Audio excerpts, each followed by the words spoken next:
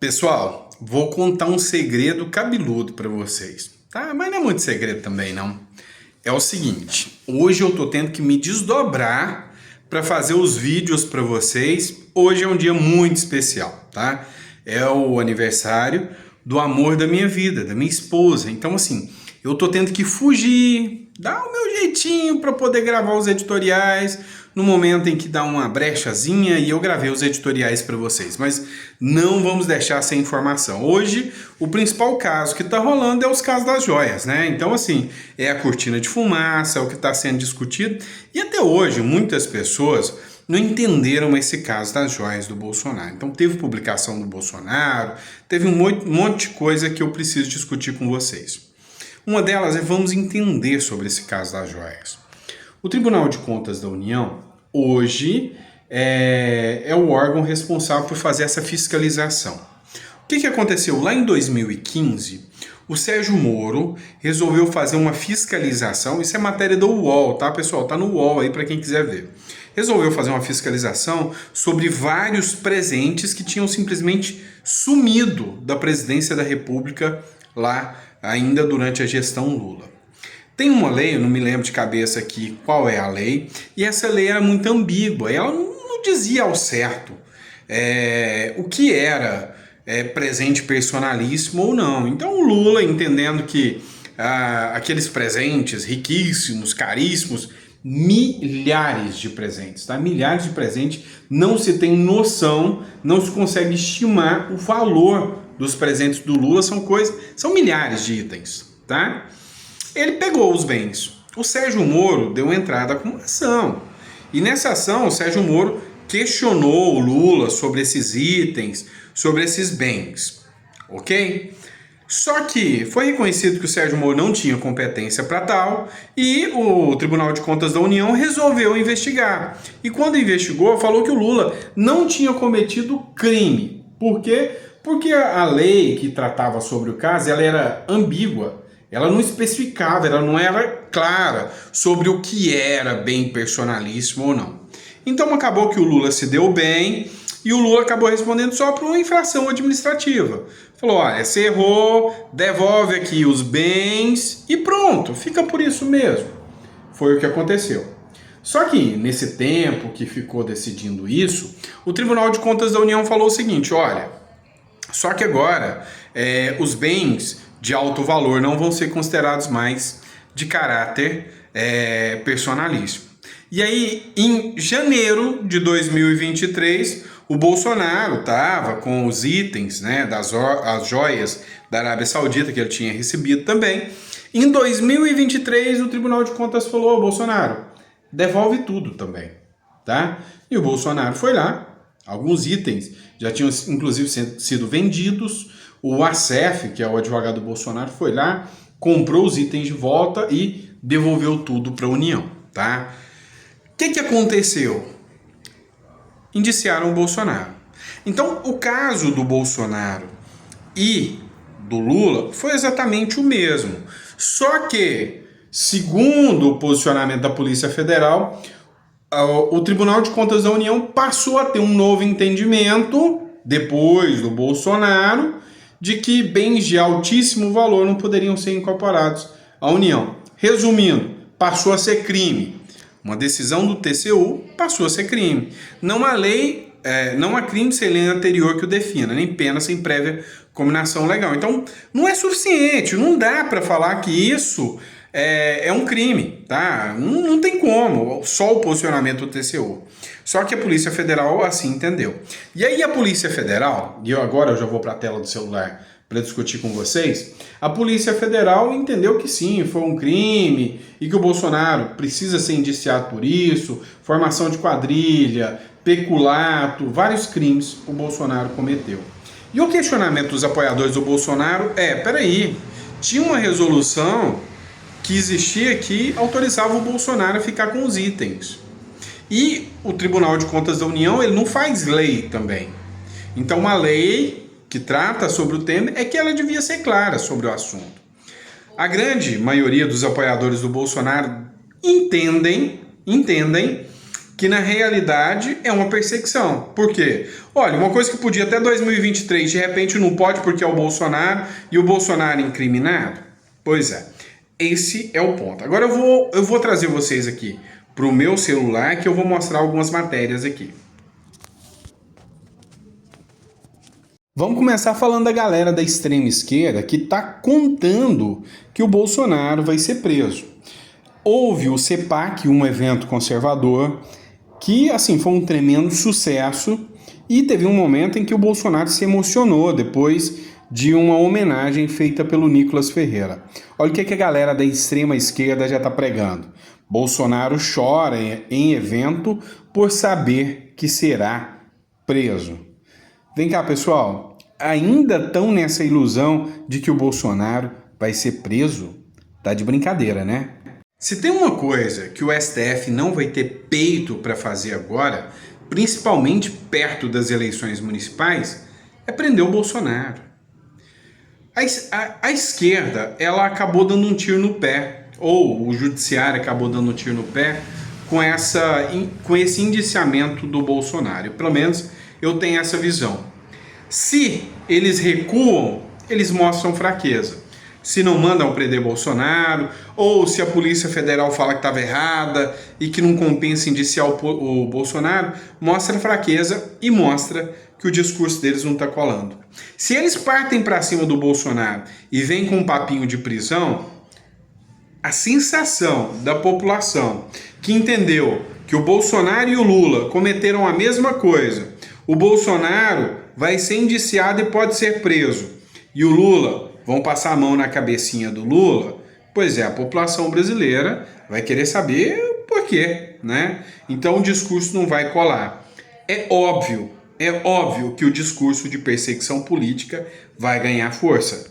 É óbvio que a defesa vai continuar batendo nessa tecla. Matéria do R7, defesa de Bolsonaro alega perseguição política e incompetência do STF. E nesse ponto, incompetência é latente. Afinal, Bolsonaro não é presidente da República, é ex-presidente. Ex-presidentes da República não têm foro privilegiado, não deveriam ser julgados pelo STF, e esse processo todo é completamente ilegal. E eu, como advogado, acho que a defesa está indo na linha certíssima. Porque pode ser até que o devido processo legal não seja observado pelo STF, mas num futuro não tão distante, em cortes internacionais, meu amigo, não tenha dúvidas que a verdade virá à tona. Olha só o que diz a matéria do R7. A defesa do ex-presidente Jair Bolsonaro criticou na noite desta segunda-feira o relatório da Polícia Federal sobre o caso da venda de joias recebidas como presente em viagens oficiais. Em nota, os advogados alegam que Bolsonaro sofre perseguição e os servidores responsáveis pela catalogação dos itens eram de governos anteriores. O texto afirma que o STF e o ministro Alexandre de Moraes não têm competência para analisar o processo. O relatório da Polícia Federal indiciou Bolsonaro por peculato, associação criminosa e lavagem de dinheiro por vendas ilegais de joias presenteadas por autoridades internacionais. O ministro Alexandre de Moraes retirou nesta segunda o sigilo do caso das joias e enviou o processo para a PGR. Agora, a PGR tem 15 dias para pedir mais provas, arquivar o caso ou apresentar denúncia. Como eu disse, se a PGR arquivar o caso, ela confronta o ministro Alexandre de Moraes e a Polícia Federal do Lula. Pois é, fica feio para o ministro e para a Polícia Federal. Se ele dá seguimento, esse processo vai ficar em banho-maria. E teve um erro grande nesse caso. O Bolsonaro publicou em suas redes sociais uma matéria da Folha de São Paulo que diz o seguinte: a Polícia Federal diz que errou em relatório e de desvio de Bolsonaro em joias foi de 6,8 milhões e não 25 milhões. E aí ele ironizou: aguardemos muitas outras correções. A última será aquela dizendo que todas as joias desviadas estão na Caixa Econômica Federal. acervo ou Polícia Federal, inclusive as armas de fogo. Aguarda-se a PF posicionar no caso Adélio. Quem foi o mandante? Uma dica: o delegado encarregado do inquérito é o atual diretor da inteligência. Pessoal, vou contar um segredo cabeludo para vocês, tá? Mas não é muito segredo também, não.